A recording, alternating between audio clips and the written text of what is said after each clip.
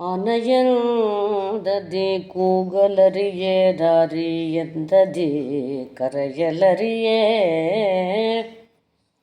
ಆನೆ ಎಂತದಿ ಕೂಗಲರಿಯೇ ನಾರಿ ಎಂತದಿ ಕರೆಯಲರಿಯೇ ಭಾನುಸುತನಂತೆ ದಾನವರಿಯೇ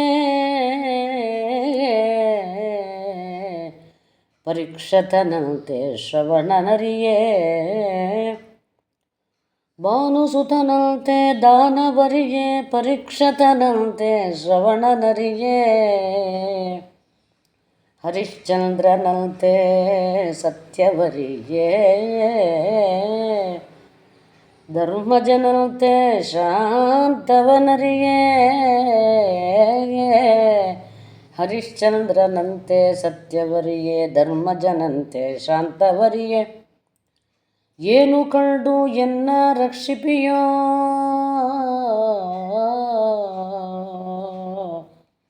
ಏನು ಕಂಡು ಎನ್ನ ರಕ್ಷಿಪಿಯೋ ತಂದೆ ಪುರಂದರ ವಿಠಲ ಏನು ಕಂಡು ಎನ್ನ ರಕ್ಷಿಪಿಯೋ ತಂದೆ ಪುರಂದರ ವಿಠಲ ತಂದೆ ಪುರಂದರ ವಿಠಲ.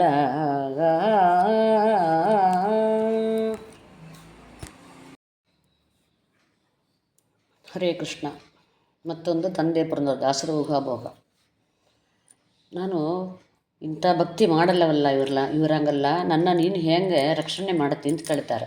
ಆನೆ ಎಂದದಿ ಕೂಗಲರಿಯೇ, ಕರಿರಾಜನಾಗ ನಾನು ಆದಿಮೂಲ ಅಂತ ಕರೆದಿಲ್ಲ. ನಾರಿ ಎಂದದಿ ಕರೆಯಲರಿಯೇ, ದ್ರೌಪದಿ ದೇವಿಯಾಗಿ ಸಭೆ ಒಳಗೆ ಕೃಷ್ಣ ದ್ವಾರಕಾವಾಸ ಕಾಪಾಡಪ್ಪ ಅಂತ ಕರೆದಿಲ್ಲ. ಭಾನುಸುತನಂತೆ ದಾನವರಿಯೇ, ಭಾನುಸುತನಾದ ಕರ್ಣನಾಂಗ ನನ್ನಿಂದ ದಾನ ಮಾಡಲ್ಲ ನಾನು, ಅದನ್ನು ನನಗೆ ಗೊತ್ತಿಲ್ಲ. ಪರೀಕ್ಷಿತನಂತೆ ಶ್ರವಣವರಿಯೇ, ಪರೀಕ್ಷಿತ ಮಹಾರಾಜರು ಭಾಗವತ ಕೇಳಿರು 7 ದಿವಸ ತನ್ನ ಸಾಧನೆ ಮಾಡಿಕೊಂಡ್ರಲ್ಲ, ಅಂಥ ಶ್ರವಣ ಸಾಧನವೂ ನನಗೆ ಗೊತ್ತಿಲ್ಲ. ಹರಿಶ್ಚಂದ್ರನಂತೆ ಸತ್ಯವರಿಯೇ, ಹರಿಶ್ಚಂದ್ರ ಮಹಾರಾಜನಾಗ ಸತ್ಯವಂತ ಸತ್ಯಸಂತರವರು, ಸತ್ಯಕ್ಕೋಸ್ಕರ ಹೆಂಡತಿ ಎಲ್ಲರನ್ನೂ ಬಿಟ್ಟರು. ಅಂಥ ಒಂದು ಸತ್ಯನ ಸಂಕಲ್ಪ ಕಾಪಾಡಿದವರು, ಅಂಥ ಥರ ಸತ್ಯ ನನಗೆ ಗೊತ್ತಿಲ್ಲ. ಧರ್ಮಜನಂತೆ ಶಾಂತವರಿಗೆ, ಎಂಥ ಕಷ್ಟ ಯಾರೇ ಕೊಟ್ಟರು ಕೂಡ ಶಾಂತ ಗುಣದಿಂದ ಅದನ್ನು ತಗೊಂಡು ಹೋಗೋದು ಧರ್ಮರಾಜರು. ಧರ್ಮರಾಜರಾಗ ನನಗೆ ಶಾಂತ ಗುಣ ಇಲ್ಲ. ಇಂಥದ್ರೊಳಗೆ ಯಾವುದೋ ಒಂದು ನನಗಿಲ್ಲವಲ್ಲಪ್ಪ.